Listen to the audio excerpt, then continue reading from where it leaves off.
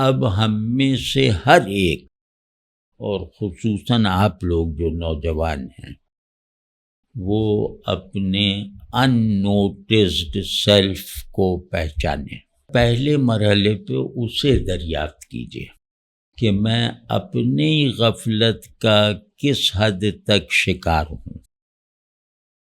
غفلت اصل میں اپنے سے ہوتی ہے، یاد بھی دراصل اپنی ہوتی ہے۔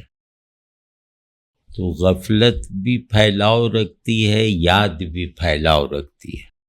اپنے سے غفلت کرو گے تو ہم سے بھی غفلت، میں سے بھی غفلت، وہ سے بھی غفلت، اور اپنے آپ کو اپنے غیاب کے ساتھ معنی دیتے رہو گے، اس کی ایفیکٹیویٹی کا چینل بنے رہو گے، تو پھر ذکر اللہ کا بھی یہی ذکر جو تمہارا ہے، جو ایک پریزنس ہے، یہی پریزنس اللہ کا حضور بنتی ہے۔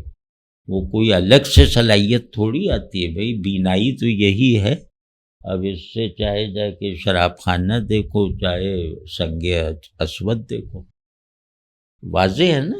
تو اپنے آپ اپنی غفلت کے شکار حصوں کو آزادی دلواؤ، اور اس کام کو بہت اعتماد سے، بہت فخر سے، کسی عیب جوئی کے بغیر، یعنی اپنی عیب جوئی جو کرنے لگتے ہیں نا، ان پہ مایوسی غالب آ جاتی ہے۔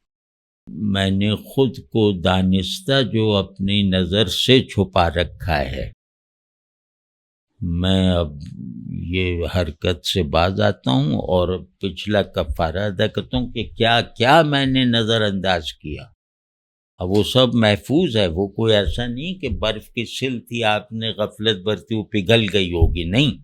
باطن میں ہر چیز جیسے ابدیت کے اصول پر موجود رہتی ہے، تو وہ موجود ہے، تو بس وہ کھول کے دیکھیے کیا کیا ہے۔